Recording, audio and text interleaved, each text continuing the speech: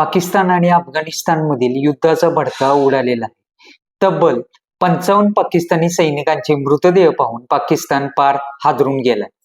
काही दिवसापूर्वी पाकिस्तानने केलेल्या हल्ल्याचा अफगाणिस्तानने भयंकर बदला घेतलाय.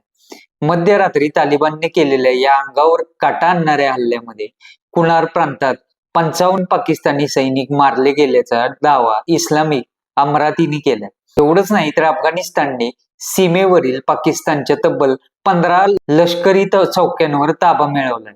आपलीच गावं आणि चौक्या हातातून गेल्याचं पाहून पाकिस्तानची झोप उडाली. अफगाणिस्तानच्या या प्रत्युत्तरानंतर संतापलेल्या पाकिस्तानने थेट अफगाणिस्तानची राजधानी काबूलवर हवाई बॉम्ब हल्ला केलाय.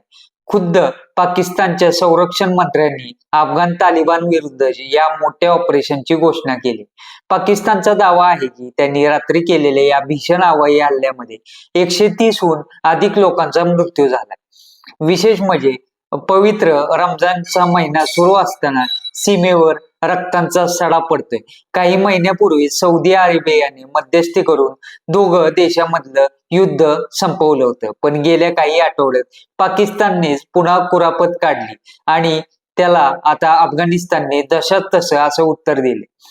दोन्ही देशांनी एकमेकावर केलेले हे भयंकर हल्ले आणि थेट राजधानीवरील एअर स्ट्राईक पाहता आता हे युद्ध रोखण्यासाठी नक्कीच कोणता देश पुढे येतो हे पाहणं महत्वाचं ठरणार आहे. दरम्यान शेजारीच पेटलेल्या या युद्धावर आणि निर्माण झालेल्या तणावावर भारताचं अत्यंत बारीक लक्ष आहे.